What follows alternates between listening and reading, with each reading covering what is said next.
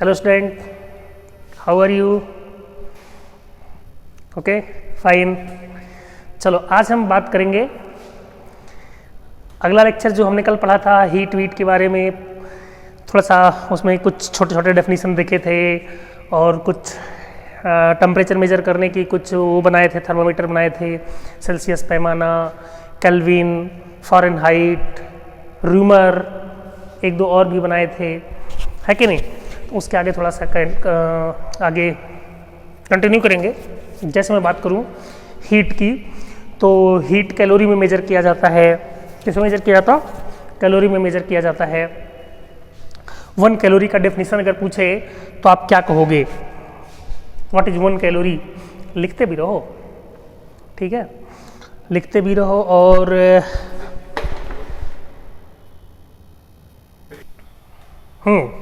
तो हम बात कर रहे थे हीट की, कैलोरी की। कैलोरी क्या होता है? तो हम कहेंगे, ध्यान सुनना, 1 ग्राम ऑफ वाटर, कितना? 1 ग्राम ऑफ वाटर को 1 डिग्री टेम्परेचर बढ़ाने के लिए, 1 डिग्री सेल्सियस टेम्परेचर बढ़ाने के लिए जितने हीट की रिक्वायरमेंट होती है उसे 1 कैलोरी कहते हैं। मीन्स 1 ग्राम ऑफ वाटर को 1 डिग्री सेल्सियस टेम्परेचर बढ़ाने के लिए जितने हीट की रिक्वायरमेंट होती है उसे हम क्या कहते हैं? 1 कैलोरी कहते हैं। इसका डेफिनेशन लिखवा दूं? लिखना चाहोगे? लिख लो, लिख लो, लिखो, लिखो। Calorie is the energy required to rise the temperature of 1 gram of water, of 1 gram of water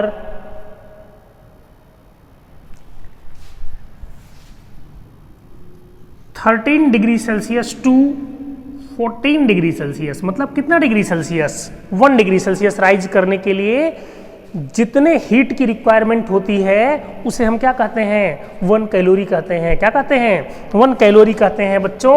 1 calorie, 1 calorie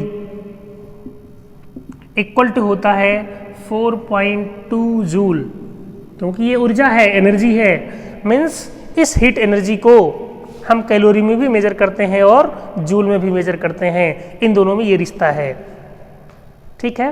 ये दोनों ऐसे इस प्रकार से रिश्तेदार हैं। 1 कैलोरी इक्वल टू 4.2 जूल, ठीक है? चलो छाप लो। और अब हम बात करेंगे मैकेनिकल इक्विवेलेंट ऑफ हीट की, जो हमने लिख रखा है।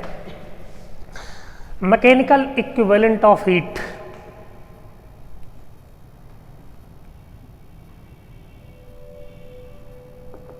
ये 1 कैलोरी का डेफिनेशन समझ आ गया? 1 ग्राम पानी को 1 डिग्री सेल्सियस राइज करने के लिए जितने हीट की रिक्वायरमेंट होती है उसे हम 1 कैलोरी कहते हैं। 1 कैलोरी इक्वल टू 4.2 जूल होता है। इसे हम याद रखेंगे और इसको हम आगे पढ़ेंगे। ध्यान से सुनो। सबसे पहली बात मैं अगर करूं, क्या किसी चीज को हीट करने में जो हम वर्क करते हैं, क्या उसमें से कुछ एनर्जी लॉस होता है? आंसर है नहीं। जैसे एग्जाम्पल देखें, अगर मान लो किसी कंटेनर में आप पानी भर लो, आपने कंटेनर में पानी भर लिया, ठीक है? चार्निंग वाटर, नाम सुने हो? चार्निंग वाटर मतलब इसमें पैडल वैडल कुछ लगाओ। क्या लगाओ? ऐसे कुछ पैडल वैडल, अच्छा सा बढ़िया सा पैडल बना लो। देखो ऐसा बढ़िया सा ट्रायंगल टाइप में पैडल बना रहा हूं मैं। इसे पैर से, हाथ से जैसे भी हिलाओ, ऐसे लो, चाहे पैर से हिलाओ या हाथ से हिलाओ, खूब तेज हिलाओ बट ओके। तो ये पानी गर्म होगा। पानी क्या होगा? गर्म होगा। आपकी एनर्जी लॉस होगी। यस भाई, वर्क करोगे तो एनर्जी तो लॉस होगी ना कुछ। वो एनर्जी कहाँ गई? हीट में गई। मीन्स उस एनर्जी का लॉस नहीं होता है। जो एनर्जी आपने लगाया वो हीट में कन्वर्ट हो गया। तो किस में कन्वर्ट हो गया?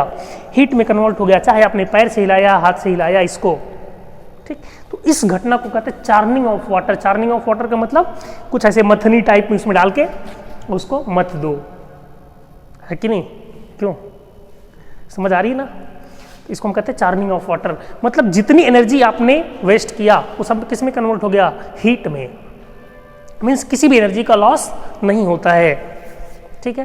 तो इसको हम कहते हैं mechanical equivalent of heat. Mechanical equivalent मतलब आपने जितनी ऊर्जा लगाया वो सभी किस में बदल गया? हीट में। इसलिए इसका नाम पड़ा mechanical equivalent of heat. Okay, समझ आई?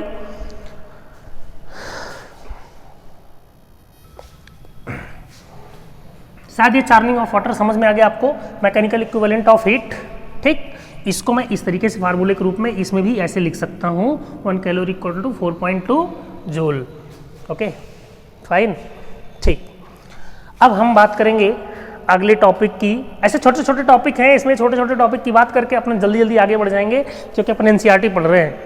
एनसीईआरटी थोड़ा सा उससे ऊपर, मीन्स एनसीईआरटी समझो, ठीक है। चलो अब हम अगला हेडिंग लिखेंगे, स्पेसिफिक हीट। लिखिए स्पेसिफिक हीट। हाँ लिखो लिखो, स्पेसिफिक हीट लिखो।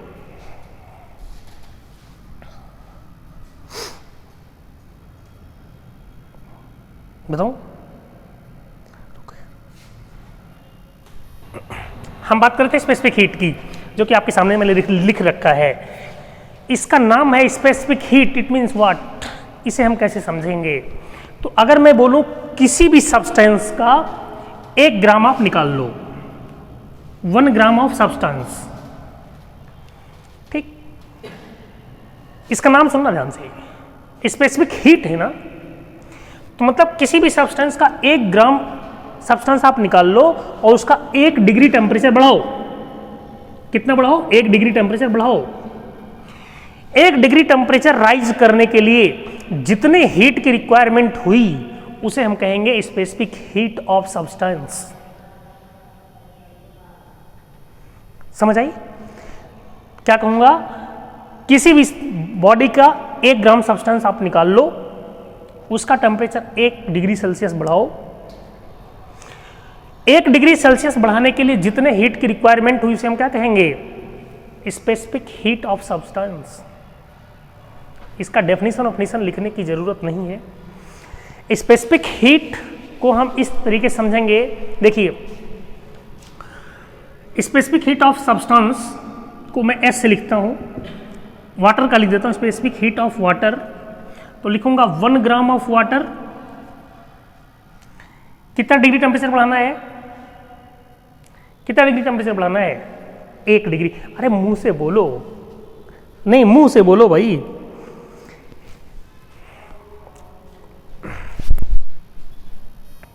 बच्चों स्पेसिफिक हीट ऑफ वाटर हमने बोला, चलो वाटर का 1 ग्राम ले लो आप, ठीक। उसका टेम्परेचर आप 1 डिग्री सेल्सियस बढ़ा रहे हो, तो उसको हम ऐसे लिखेंगे, specific heat of water equal to 1 calorie पर डिग्री पर ग्राम पर डिग्री सेल्सियस। मतलब 1 ग्राम वाटर को आपने कितनी हीट दिया? 1 कैलोरी, ठीक। कितना टेम्परेचर बढ़ाने के लिए? 1 डिग्री सेल्सियस बढ़ाने के लिए, तो उसे कहेंगे स्पेसिफिक हीट ऑफ वाटर, ठीक है। अच्छा, इसको हम और भी कैसे लिखें? चलो कैलोरी को जूल में लिखते हैं, ये रटना होगा, फार्मूला हमारे काम आएगा। इसको हम लिखेंगे 4.2 जूल पर ग्राम डिग्री सेल्सियस, ऐसे लिख लो। चाहो तो इसे आप ऐसे भी लिख सकते हो, 4.2 जूल ग्राम को केजी में बदल लो। तो ग्राम को केजी में बदलोगे तो क्या होगा? 4.2 joule upon 10 to the power -3 KG degree Celsius. इसे जब आप ऊपर ले चलोगे तो आएगा ऐसा, रट डालो इसको, 4200 जूल पर KG degree Celsius. Means 1 kilogram water को 1 डिग्री सेल्सियस टेम्परेचर बढ़ाने के लिए इतने जूल एनर्जी की या हीट की जरूरत होगी। इसका क्या मतलब है वो समझो। जैसे यहां मैंने लिखा 1 ग्राम वाटर को 1 डिग्री सेल्सियस टेम्परेचर बढ़ाने के लिए इतनी हीट की रिक्वायरमेंट है। तो ये हुआ स्पेसिफिक हीट ऑफ वाटर। हमने कहा भैया कैलोरी को आप जूल में बदल लो। अभी थोड़ी देर पहले आपने पढ़ा है तो 1 कैलोरी में कितने जूल होते हैं? 4.2 जूल। ग्राम की जगह पर आप ग्राम ही रहने दो, डिग्री सेल्सियस लिख दो। अब हमने सोचा क्यों ना इसे केजी में चेंज कर लें। तो 1 ग्राम में कितना केजी होता है? 10⁻³ केजी डिग्री सेल्सियस। आप इसे सॉल्व करोगे तो इतना आएगा। ये आपको रटना होगा। तो वाटर का स्पेसिफिक हीट 4200 जूल पर केजी डिग्री सेल्सियस होता है, या डिग्री केल्विन भी लिख सकते हो आप, केल्विन भी लिख सकते हो। चलो आइस का देख लें। स्पेसिफिक हीट ऑफ आइस, इसका होता है 1/2 कैलोरी पर ग्राम पर डिग्री सेल्सियस। इसको भी इसी तरीके से अगर हम सॉल्व करें, सब कुछ कैलोरी की जगह पे हाफ लिखेंगे, सॉरी हाफ नहीं, 4.2 जूल, हाफ है तो 2.1 जूल होगा। और उसे जब मैं सॉल्व करूंगा टोटल तो आएगा 2100 जूल पर केजी डिग्री सेल्सियस। ये आइस का है और ये वाटर का है। मीन्स स्पेसिफिक हीट सभी के अलग अलग होते हैं, जो कि आपको फाइंड करने आना चाहिए। ओके, इस पर हम सवाल भी करेंगे। जैसे कुछ 1-2 क्वेश्चन करते हैं। चलिए एक सवाल करते हैं छोटा सा, इस पर एक क्वेश्चन करते हैं स्पेसिफिक हीट पर। जैसे मैं बोलूं एक वेसल है, इसमें 5 केजी वाटर भरा है। कितना केजी? 5 केजी वाटर भरा हुआ है। इसका स्पेसिफिक हीट आप रट के बैठो, मतलब ये अमाउंट है, मास है 5 केजी। अब हमें फाइंड करना है, लिख लीजिए question, find energy required. Find energy required. तो एनर्जी रिक्वायर्ड के लिए क्या चाहिए? 5 केजी वाटर है, इसे हमने कहा आप एनर्जी रिक्वायर्ड हमें बताइए जब इसे 10 डिग्री सेल्सियस से 15 डिग्री सेल्सियस तक हीट करना है। मतलब ये 10 डिग्री सेल्सियस पर वाटर था। कितना वाटर है? 5 केजी। आपको 10 डिग्री सेल्सियस से 15 डिग्री सेल्सियस तक इसको राइज करना है। तो कितनी एनर्जी की रिक्वायर्ड होगी इसे? तो हम लिखेंगे एनर्जी रिक्वायर्ड, एनर्जी ई लिख दो, यू लिख दो, जो भी लिख दो, मैं ई लिख देता हूं। एनर्जी रिक्वायर्ड कितना लिखूंगा? मास कितना है? 5 केजी। इसकी स्पेसिफिक हीट कितनी है बच्चों? यहां इंटू 4200। कितना डिग्री टेम्परेचर आप बढ़ा रहे हो उसको आप लिख दो 15 - 10। आप 5 डिग्री बढ़ा रहे हो ना, 10 डिग्री सेल्सियस पर था, 15 तक ले जाना है, मतलब 5 डिग्री आपने राइज किया। तो उसे कैसे मैंने लिखा वो आप देखो, final temperature minus initial temperature. इसको सॉल्व कर लो, इतने एनर्जी की रिक्वायर्ड है इसे। मतलब आप अगर इतनी एनर्जी दे दोगे 5 किलो वाटर को तो इसका टेम्परेचर 15 डिग्री सेल्सियस हो जाएगा। अब इसके लिए एक फार्मूला हम लिखते हैं। देखो ये 5 केजी क्या था? मास ऑफ वाटर था। ये क्या था भैया? स्पेसिफिक हीट ऑफ वाटर था। और ये क्या था? टेम्परेचर डिफरेंस था। क्या था? टेम्परेचर डिफरेंस था। तो एनर्जी का फार्मूला हम लिखेंगे ms delta T. ms delta T, ये फार्मूला मिल गया आपको। अब जैसे इस पर अभी और भी हम क्वेश्चन करेंगे, 2 कंटेनर में वाटर रखेंगे, एक का टेम्परेचर कुछ होगा, एक का टेम्परेचर कुछ और होगा, दोनों को हमें आपस में टच कराऊंगा। तो टच कराने के बाद मैं पूछूंगा बताओ इसका हीट कितना बदल गया, इसका हीट टेम्परेचर कितना हो गया, उसका टेम्परेचर कितना हो गया। या कुछ ऐसा क्वेश्चन मैं करूंगा, एक हॉट वाटर रहेगा, एक नॉर्मल वाटर रहेगा, दोनों को मिलाऊंगा और पूछूंगा बताओ मिक्सिंग वाटर का टेम्परेचर कितना हो गया। उसको भी हम इसी फार्मूले से देखेंगे। जैसे ये फार्मूला आप रट लो तो बेटर होगा। एनर्जी रिक्वायर्ड अगर आपको चाहिए, हीट एनर्जी रिक्वायर्ड, तो मास पता होना चाहिए, उसका स्पेसिफिक हीट पता होना चाहिए, और कितना डिग्री से कितना डिग्री तक उसे राइज करना है वो पता होना चाहिए। तो आप उसको इजीली सॉल्व कर सकते हो। या अगर आपको ये पता है, जैसे मैं ऐसा कह दूं कि 5 kg वाटर को 10 डिग्री सेल्सियस से 15 डिग्री सेल्सियस तक हीट करने के लिए इतने हीट की रिक्वायरमेंट है, तो बताओ उस वाटर का स्पेसिफिक हीट क्या है, तो भी फाइंड कर सकते हो आप। मतलब ई दिया है, मास पता है, आपको यह पता है कि इतने डिग्री सेल्सियस से इतने डिग्री सेल्सियस तक मैंने बढ़ाया टेम्परेचर, तो उसका स्पेसिफिक हीट भी आप फाइंड कर सकते हो। It's okay. अभी मैं नेक्स्ट क्वेश्चन सॉल्व करूंगा, आप ध्यान से देखना। ओके ओके, चलिए देखिए एक क्वेश्चन, ये 2 कंटेनर था, एक में 2 किलो पानी भर लिया था, एक में 1 किलो पानी भर लिया था। इसका टेम्परेचर था 60 डिग्री टेम्परेचर और इसका था 40 डिग्री टेम्परेचर। सवाल को बहुत अच्छी तरीके से पढ़ें। क्या पढ़ना है इसमें? Find out the final temperature after touching. इन दोनों को मैं मिला नहीं रहा हूं भाई, टच करा रहा हूं। मतलब इसका पानी इसमें मिला नहीं रहा, मैं टच करा रहा। तो टच कराने के बाद नया टेम्परेचर क्या होगा, तो हम कैसे सॉल्व करेंगे? हमें इसका स्पेसिफिक हीट अगर पता हो कि इस वाटर का स्पेसिफिक हीट 4 कैलोरी पर ग्राम पर डिग्री सेल्सियस है, और इसका कुछ भी मान लो, चलो मान लो 3 कैलोरी पर ग्राम पर डिग्री सेल्सियस है, तो आसान तरीके से देखें, हम लिखेंगे मान लो इसका टेम्परेचर T था, तो जब इसे मैं टच कराऊंगा तो इसका टेम्परेचर घटेगा और इसका टेम्परेचर बढ़ेगा, इसका टेम्परेचर घटेगा और इसका टेम्परेचर बढ़ेगा। अच्छा ठीक है, और जब दोनों को मिलाएंगे तो तब तक घटेगा, इसका टेम्परेचर तब तक घटेगा या इसका तब तक बढ़ेगा जब तक दोनों का कॉमन टेम्परेचर ना हो जाए। तो उस कॉमन टेम्परेचर को हम मान लें कि T है, उस कॉमन टेम्परेचर को हम क्या मान लें? T है। तो 60 में से घटा, तो हम ऐसा लिखेंगे कि M1S1 delta T1 plus M2S2 delta T2 equal to 0। देखना ध्यान से, बहुत अच्छी तरीके से देखना, ये M1 है भाई,